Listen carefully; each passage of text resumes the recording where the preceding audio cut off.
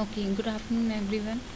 तो आज का जो हमारा टॉपिक है that is exceptions to the law of diminishing marginal utility. ठीक है, हमने उस दिन पढ़ा था law of diminishing marginal utility क्या था, जिसके आपने कर्व्स भी ड्रॉ किए थे। जिसका मतलब ये था, पहले हम जानते हैं मतलब क्या है, फिर से हम रिपीट करते हैं। ठीक है, जिसका हमने जाना था मतलब कि जब हम कोई चीज़ कंज्यूम करने लग जाते हैं, ठीक है, जब एक से दूसरी चीज़ कंज्यूम की यानी कि एक्स्ट्रा यूनिट हम कंज्यूम करते हैं, तो जैसे जैसे हमारी कंजम्पशन बढ़ती चली जाती है वैसे वैसे मार्जिनल यूटिलिटी क्या होती जाती है, कम होती जाती है। और एक ऐसा पॉइंट आता है कि वो क्या हो जाती है, ज़ीरो।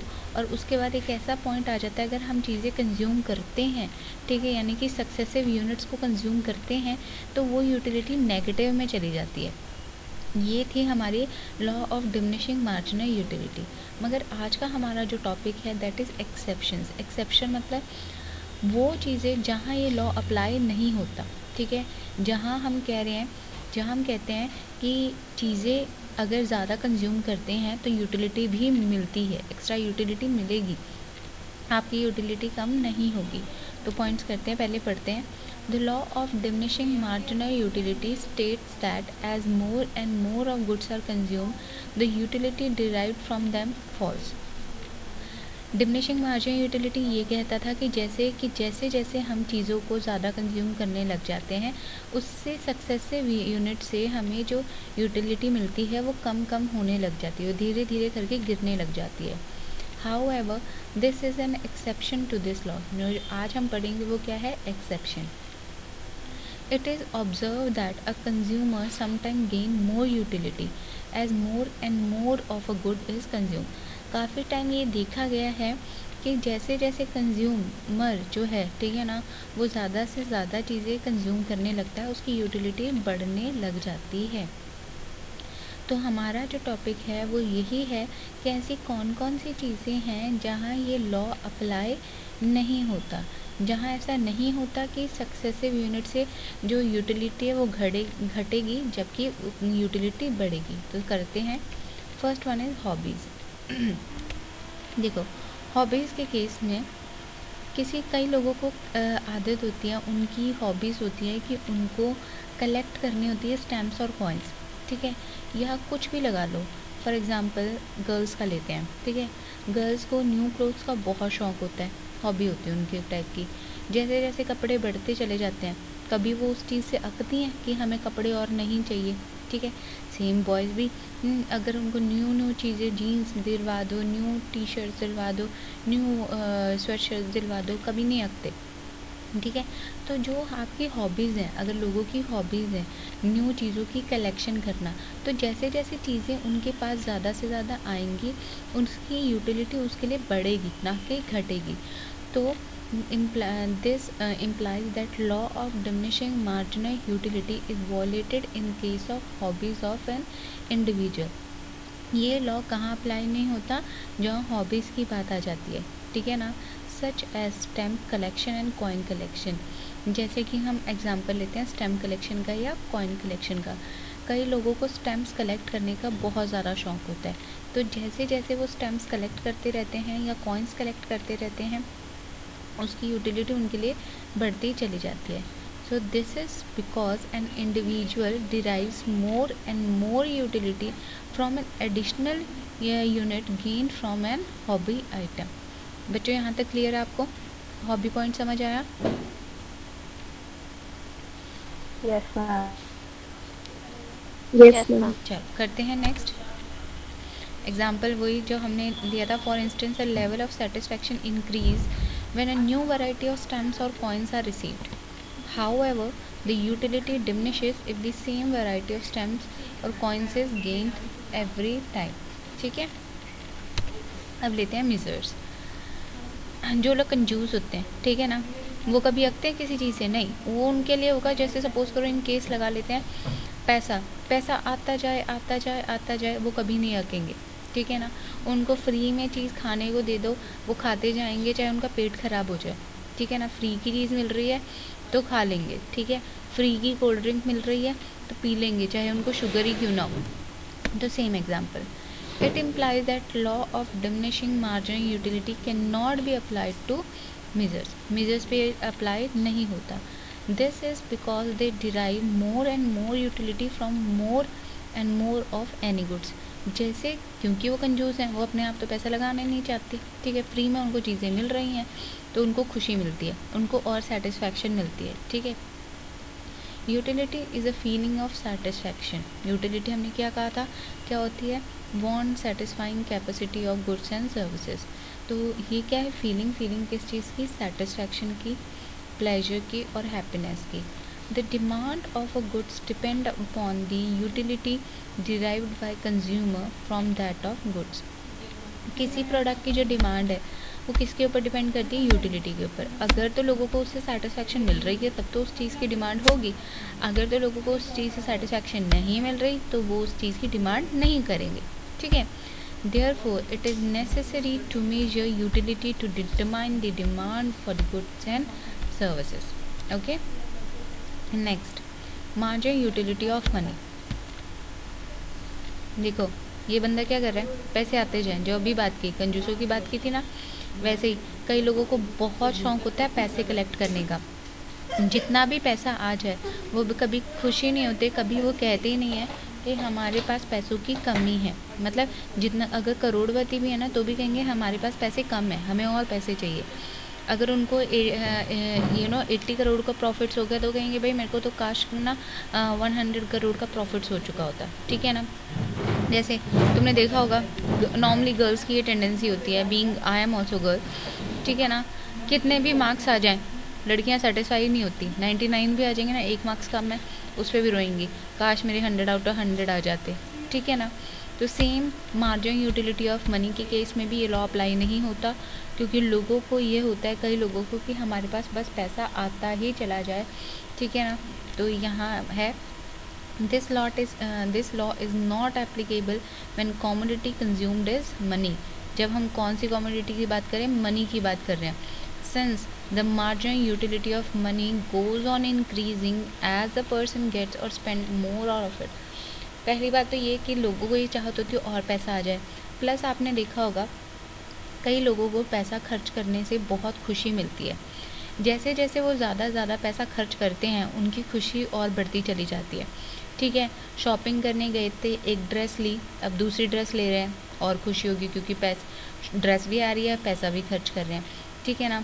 एक पार्टी दी, 2 पार्टी दी, 3 पार्टीज दी, पैसा खर्च कर रहे हैं तो क्या होगा, मार्जिनल यूटिलिटी ऑफ मनी जो है वो कम नहीं हो रही, वो बढ़ रही है. गॉट इट स्टूडेंट्स, यहाँ तक समझ आया. चलो next. Yes ma'am. The next one is habitual and addictive goods. अभी हमने हैबिचुअल की बात की थी, जिन चीज़ों की हैबिट्स होती हैं. सेम एडिक्टिव गुड्स, जिन चीज़ों की लत लग चुकी होती है, सेम उस केस में भी लोगों को वो चीज़ ज़्यादा से ज़्यादा चाहिए. जैसे जैसे वो चीज़ कंज्यूम करते हैं वैसे वैसे उनकी यूटिलिटी बढ़ती चली जाती है. एग्जाम्पल लेते हैं, अपने शराबियों को देखा होगा, जैसे जैसे वो क्या करते हैं, अल्कोहल कंज्यूम करते हैं, उनको और अल्कोहल चाहिए. ड्रग्स जो लोग कंज्यूम करते हैं, ठीक है ना, जो उस चीज़ के आदी हो चुके हैं, एडिक्टिव हो चुके हैं, जैसे ही ड्रग्स कंज्यूम करेंगे उनको लगता है और ड्रग्स कंज्यूम करें, ठीक है, उनको उससे और ज़्यादा खुशी मिलती है. तो इस केस में ये लॉ अप्लाई नहीं होता. Next one is expensive and durable commodity. Okay, देखो ड्यूरेबल कमोडिटी वो कमोडिटीज़ होती हैं जिनकी एक पर्टिकुलर लाइफ होती है.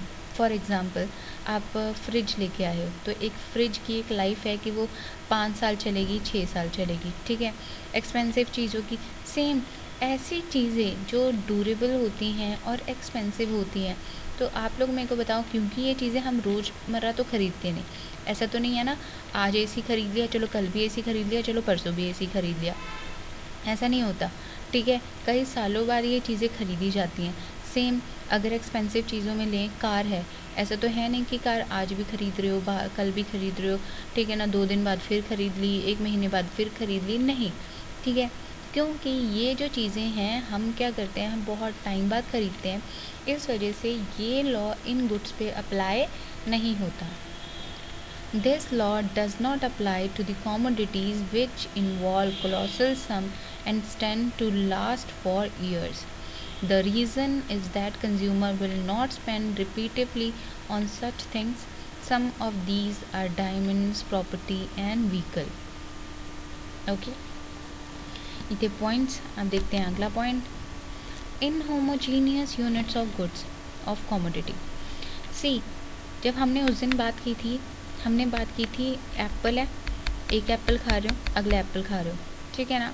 आपकी कमोडिटी, आपकी मार्जिन यूटिलिटी कम हो गई. मगर ये उन चीज़ों पे, वो लॉ सिर्फ उन चीज़ों पे अप्लाई होता है जहाँ जो चीज़ें हम कंज्यूम कर रहे हैं वो होमोजीनियस हो. होमोजीनियस मतलब सेम, ठीक है. सेम क्या, फॉर एग्ज़ाम्पल पहला एप्पल खाया मैंने, दूसरा भी एप्पल खाया, सेम कलर का होना चाहिए, सेम साइज़ का होना चाहिए, सेम टेस्ट का होना चाहिए.